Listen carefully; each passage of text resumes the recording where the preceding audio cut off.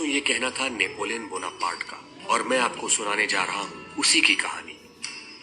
तकलीफें हम सभी की जिंदगी में आती हैं, लेकिन हम में से कुछ लोग तकलीफों का मुकाबला करते हैं और कुछ लोग हार मान लेते हैं। लेकिन क्या कोई ऐसा है जिसकी जिंदगी में तकलीफें नहीं आती? तो क्या हम हार मान लें? नेपोलियन बोनापार्ट की ये एक छोटी सी कहानी शायद आपके हौसलों को बुलंद कर दे, ताकि अगर आपकी जिंदगी में कोई मुसीबत आए तो आप उसका सामना मजबूती के साथ करें। आपने नेपोलियन बोनापार्ट के बारे में सुना होगा।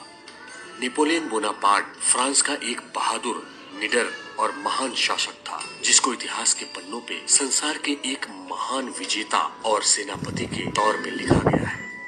नेपोलियन बोनापार्ट का जन्म 15 अगस्त 1769 में अजाशियो नाम की एक जगह पे हुआ था।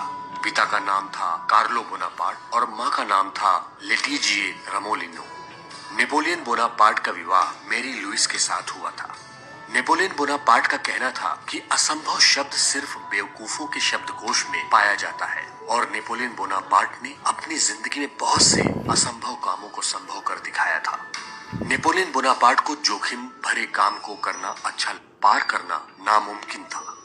जब नेपोलियन बोनापार्ट युद्ध के लिए निकला तो उसको रास्ते में एक बुजुर्ग औरत मिली, जिसने नेपोलियन बोनापार्ट को कहा कि वो अपने सैनिकों को लेके वापस लौट जाए, क्योंकि आज तक आल्प्स पहाड़ को पार करने की जिसने भी कोशिश की है वो जिंदा नहीं बचा है। ये सुनकर नेपोलियन बोनापार्ट के सैनिक और भी ज्यादा डर गए, लेकिन नेपोलियन बोनापार्ट इस बात से डरा नहीं और उसने उस बुजुर्ग महिला को अपना कीमती हीरो का हार भेंट देते हुए कहा कि मुझे जोखिम भरे काम करना पसंद है और आपने मेरा हौसला और भी ज्यादा बुलंद कर दिया है। अगर मैं आल्प्स पहाड़ को पार कर लेता हूँ और जिंदा लौट के आता हूँ तो आप ये बात सभी को जरूर बताना। वो बुजुर्ग औरत नेपोलियन बोनापार्ट की बातों को सुनकर बहुत ही ज्यादा प्रभावित हुई और उसने नेपोलियन बोनापार्ट को आशीर्वाद भी दिया कि तुम जरूर आल्प्स पहाड़ को पार करके अपने मकसद में कामयाब होगे। लेकिन सैनिकों को कौन समझाता, और उन लोगों ने आगे बढ़ने से इनकार कर दिया। नेपोलियन बोनापार्ट ने सभी सैनिकों को अपने पास बुलाया और पूछा कि क्या किसी ने आल्प्स पहाड़ को पहले कभी देखा है। सभी सैनिकों ने कहा कि उन्होंने पहले आल्प्स पहाड़ को नहीं देखा है। इस बात पे नेपोलियन बोनापार्ट ने सैनिकों से कहा कि तुम सब मेरे साथ आगे बढ़ो, जब आल्प्स पहाड़ आएगा तो मैं तुम लोगों को बता दूंगा, फिर तुम लोग मुझे बता देना कि तुमको आगे बढ़ना है या नहीं। सैनिक नेपोलियन बोनापार्ट की इस बात से तैयार हो गए और उन लोगों ने आगे बढ़ने का निश्चय किया। 2-3 दिन चलने के बाद सैनिकों को एक पहाड़ दिखाई दिया तो उन लोगों ने नेपोलियन बोनापार्ट से पूछा कि क्या यही आल्प्स पहाड़ है।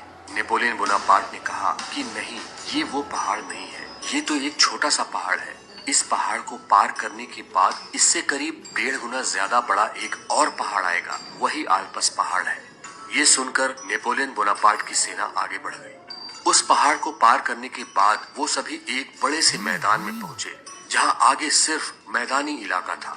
ये देख के सैनिकों ने नेपोलियन बोनापार्ट से पूछा कि आल्प्स पहाड़ अभी कितना आगे है। ये सुनकर नेपोलियन बोनापार्ट हंसा और बोला, किस आल्प्स पहाड़ की बात कर रहे हो? आल्प्स पहाड़ तो हम लोगों ने पार कर लिया है।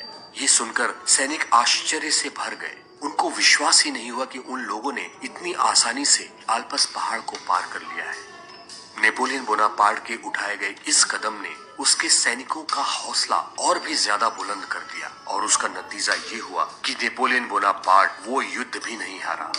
नेपोलियन बोनापार्ट को अपने ऊपर पूरा विश्वास था और यही कारण था उसको अपने जीवन में बहुत बार सफलता मिली, जिसने उसको एक सिपाही से फ्रांस का सम्राट बना दिया। नेपोलियन बोनापार्ट की लंबाई कम थी और इसलिए उसको लिटिल कॉर्पोरल भी कहा जाता है, लेकिन अपने बुलंद हौसलों के कारण उसने जिस ऊंचाइयों को छुआ उसको चुनौती देना भी किसी बहादुर योद्धा के लिए आसान नहीं था।